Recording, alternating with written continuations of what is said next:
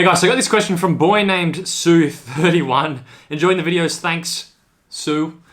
Given the importance of psych for cycling, would be super interested in a video on your mental experiences / tips / thoughts on the bike. For example, what is going through your mind to go through 2 hours at 91% of FTP? How to build mental toughness, that's probably a separate video, but I've got 4 tips in terms of getting more out of yourself in tough training sessions. So the first one is to use music strategically. And I'm not just saying use music, that's such an obvious thing just to put music in, but use it strategically. So I think that music, just like drugs, you have a tolerance. You use more of them, you use more caffeine, you build up a tolerance, you need more of it to have an effect.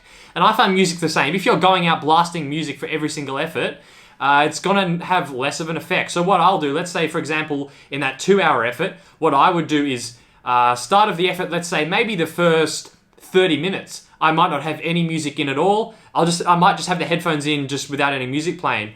30 minutes in, I'll press play on the music, but I'll have the volume really low. I might do that for 30 minutes. Then I'll start to bump the volume up for that third quarter, so the third 30 minutes. And then for the last half an hour, which is the hardest half an hour of the effort, then I'm pumping the music, pushing the volume right up. And it's sort of just that you're constantly chasing that carrot because you know, okay, if I can just get through this 30 minutes, I get to turn the volume up. Even if you're doing repeated efforts, like let's say you're doing 5-minute repeats, like 5x5, maybe do the first one without music, the next 2 low volume, and then the last 2 of them full volume. So it's just about using music more strategically. So it's a bit of a reward. It's like a reward. And so the volume's loudest during the hardest parts of your efforts. Second thing is just to use caffeine. Caffeine definitely improves performance, physiologically, but it's also a mental boost. So in your hardest sessions, like especially when I was doing those 2-hour sub-thresholds, I would have a coffee in the morning before I go for a ride, and then before I started the effort, I might stop at the cafe and have another coffee, maybe even like a double shot. And it's just anything to give you that little extra boost. And similar with the music, it's not that higher dose of caffeine isn't something you want to use all the time. But when you're going out and you've got that really hard session on the program, it's nice to have that bit of reward, that you feel that buzz from the caffeine, you feel good, it lowers your effort level in the effort. So yeah, you can use caffeine, high doses of caffeine, to give you a boost and just make it feel more enjoyable mentally. Third trick I use is to take time off my head unit. For me, if I've got let's say, example in that 2-hour effort, if I've got the clock on there, the time goes so slowly. So what I'll do is, I'll have, on the Wahoo, you can use the zoom in, zoom out buttons to toggle on and off the field. So I'll have a lap time off the screen.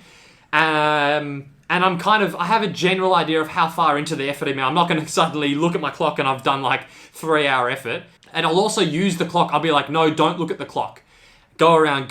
Like I'm doing these efforts, that session I'm doing in Centennial Park, going around, no, don't look at the clock. And just like going as long as I can without looking at the clock. And then it's like, it's a weird like psychological trick because it's like, then I toggle on the lap time field and I'm like, oh, an hour and 20 minutes in, I've only got 40 minutes left. I don't know, it does a weird thing in your brain where it seems to be a reward. So I find definitely take the lap time off your head unit for some of your harder efforts. So the fourth and final tip is to do your efforts somewhere exciting. Now it might sound a little bit arrogant or egotistical, but I really enjoy doing my hardest efforts in Centennial Park when I know there's going to be other people in there. Like I enjoy passing people. It makes the effort more fun. I got music blasting in.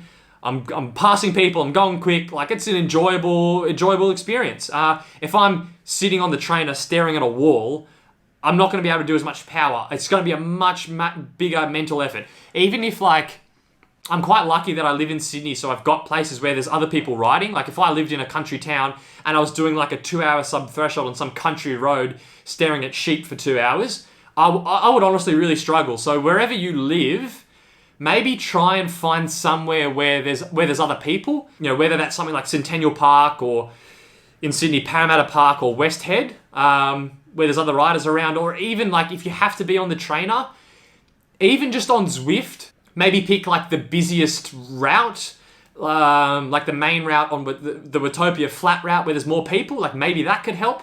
Really depends where you live, but I would say try and do them where there's other people around. It's motivating to exercise with other people. So that's my fourth and final tip there. I'll end the video there. I hope you got something out of it, and I'll catch you in the next one.